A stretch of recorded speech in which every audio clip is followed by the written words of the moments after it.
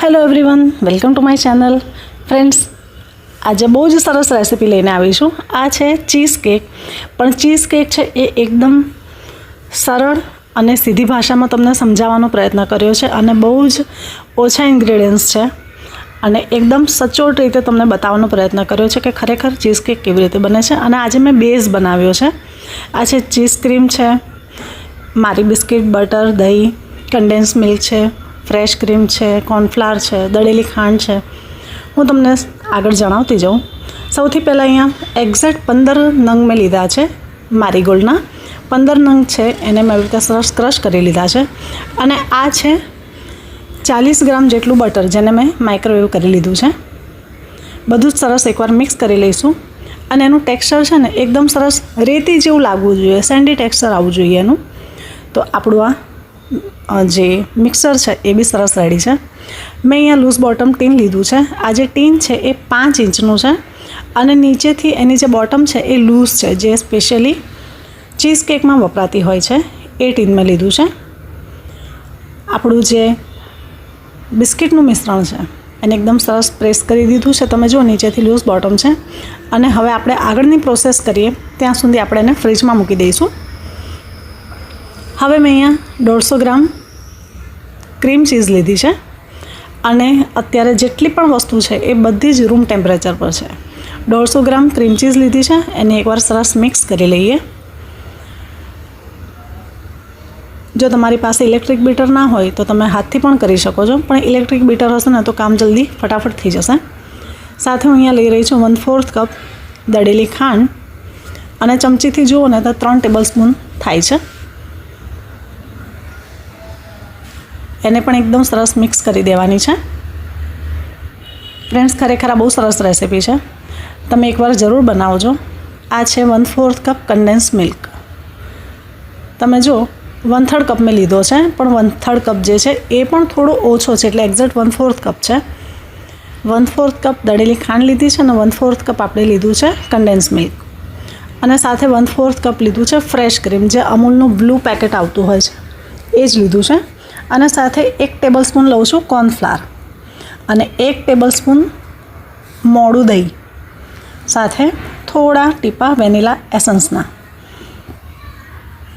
Friends, મેં તમને જેમ આગળ જણાવ્યું કે હું તમને આજે એક પ્રોપર બેઝ બનાવતા શીખવાડું છું. તો બસ આ જે મેં વેનીલા એસન્સ નાખ્યું એની જગ્યાએ તમે કોઈ પણ ફ્લેવરનું એસન્સ નાખી શકો છો, કાં પછી એ ફ્લેવરની પ્યુરી, મેંગો પ્યુરી છે, સ્ટ્રોબેરીની છે, કાં પછી ચોકલેટ છે, જે તમને ઠીક લાગે તમે નાખી શકો. પણ આપણો આ જે બેઝ છે એ સેમ રહેશે. તો મેં આજે એકદમ સાદી અને સિમ્પલ રીતે એક બેઝ તમને બનાવતા શીખવાડું છું કે કોઈ પણ વ્યક્તિ આસાનીથી બનાવી શકે. હવે આપણે આને બાથ આપવાનું છે. એટલે મેં અહીંયા એલ્યુમિનિયમ ફોઇલ જે છે એને ડબલ કરી અને આવી રીતે આપણે એને રેપ કરી દઈશું, જેથી જ્યારે સ્ટીમ બાથ આપણે એને આપીએ તો નીચે આપણી જે આ ટીન છે એ લૂઝ બોટમ છે, તો નીચેથી પાણી અંદર ના જાય. એના માટે આપણે આવી રીતે એને સીલ કરી દઈશું પહેલાં એલ્યુમિનિયમ ફોઇલથી, એકદમ સિક્યોર થઈ જાય. અને મારા ઓવનને મેં 160 ડિગ્રી પર પ્રીહીટ કરવા મૂકી દીધું છે. હવે જે આપણું જે મિશ્રણ છે કન્ડેન્સ મિલ્ક ને ચીઝ ક્રીમવાળું, એ બધું જ આપણે આમાં પોર કરી દઈશું. ફ્રેન્ડ્સ, મેં એક્ઝેક્ટ 5 ઇંચના ટીનના રિલેટેડ જ રેસીપી બતાવી છે. અને જો તમે આટલું મિશ્રણ હોય તમારી પાસે તો તમે 5 ઇંચના ટીનમાં જ બનાવજો, તો તમારી ચીઝ કેક એકદમ પરફેક્ટ બનશે. હવે મેં અહીંયા જે થાળી લીધી છે એમાં હું 2 ગ્લાસ પાણી લઉં છું. તમારી પાસે કોઈ પણ થાળી કે ડીશ કે ટીન જે કંઈ બી હોય તમે એને વાપરી શકો. અને હું ઓવનને ટાઈમ આપું છું 50 મિનિટનો. ટેમ્પરેચર છે 160 અને ઉપર અને નીચે બંનેની રોડ ઓન છે. એક્ઝેક્ટ 50 મિનિટ પછી આપણી કેક બનીને રેડી છે. તમે જુઓ ઉપરથી એનું ટેક્સચર એકદમ ડ્રાય છે, થોડી સોફ્ટ છે, ગરમ ગરમ છે. એટલે હવે આપણે એને ફટાફટ બહાર કાઢી લઈશું. અને રૂમ ટેમ્પરેચર પર આવે પછી એને ઓછામાં ઓછું 4 થી 5 કલાક, અને જો બને તો આખી રાત તમે એને ફ્રીજમાં રાખશો તો બીજે દિવસે અનમોલ્ડ સરસ થશે. તો આપણે આને હવે મૂકીશું ફ્રીજમાં, પણ એના પહેલાં ફોઇલ કાઢી લઈએ. તમે જુઓ આપણું ફોઇલ છે એ અંદરથી પણ એકદમ ડ્રાય છે અને કેક આપણી રૂમ ટેમ્પરેચર પર આવી ગઈ છે. એને મેં ફ્રીજમાં મૂકી દઈશ. હવે બીજે દિવસે મેં એને કાઢી છે. જો નીચે લૂઝ બોટમ છે. હવે આપણે થોડી સાઈડ જે છે એ ધીરે ધીરે, એકદમ ઉતાવળ નહીં કરવાની, કેમ કે એકદમ ઠંડી હશે કેક.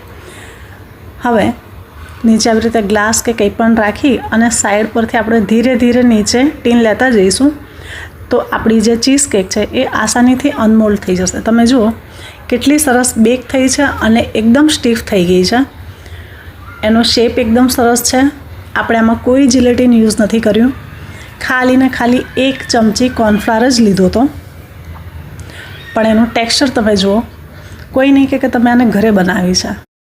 હવે હું અહીંયા બ્લૂબેરી કોમ્પોટ લઉં છું, જે માર્કેટમાં મળે છે. તમે જુઓ મેં માલાનું લીધું છે, બ્લૂબેરીનું.